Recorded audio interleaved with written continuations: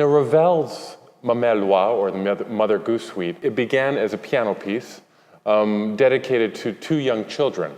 And it's basically fairy tales that he wrote the music about.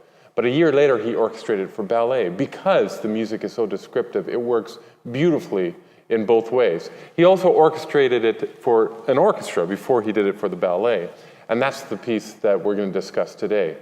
Much like the Stravinsky, he takes tales and uses music to describe what is happening in those tales.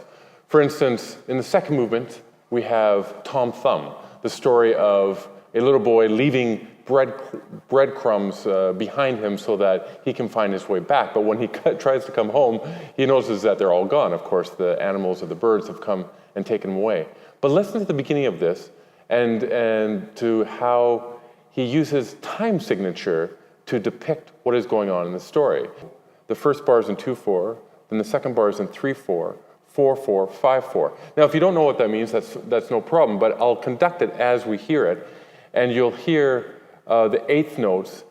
You think you're going to go somewhere, but then it doesn't quite go there. Oh, then it's going to go somewhere, and it doesn't quite end up there. And there's this whole progression of him leaving the breadcrumbs behind, but losing the trail at the same time.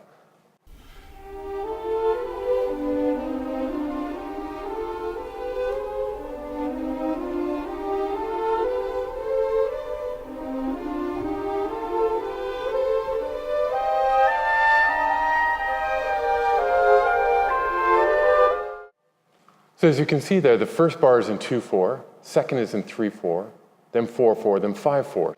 And what that signifies is that we're not really sure where the phrase is ending. You think it's going to go somewhere, and then it comes back, and goes and comes back. And there's always a bit of variation and difference to it.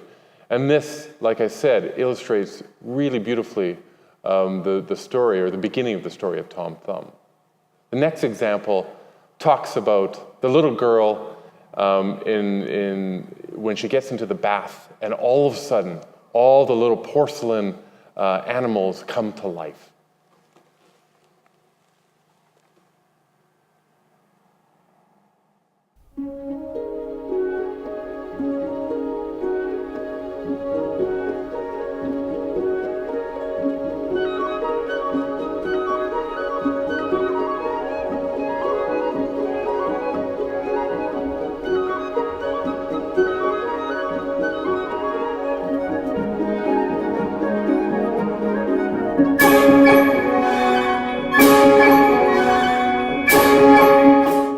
And Ravel was one of the great orchestrators of all composers, and as you can hear there, so beautifully illustrated in his textures and the use of the percussion and the different woodwind instruments as well as the strings, how that image of a little girl in a bath with all of her toys coming to life and playing around her as if we were kids and our imagination goes wild. Stravinsky and Ravel, like I said, both composed ballet music that is incredibly descriptive.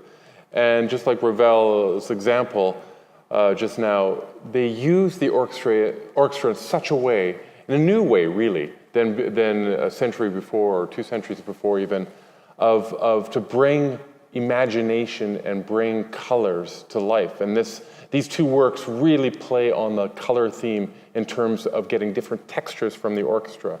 And the last example speaks for itself. It's called the Enchanted Garden. And immediately when you hear it, there's no other place that you'll want to go.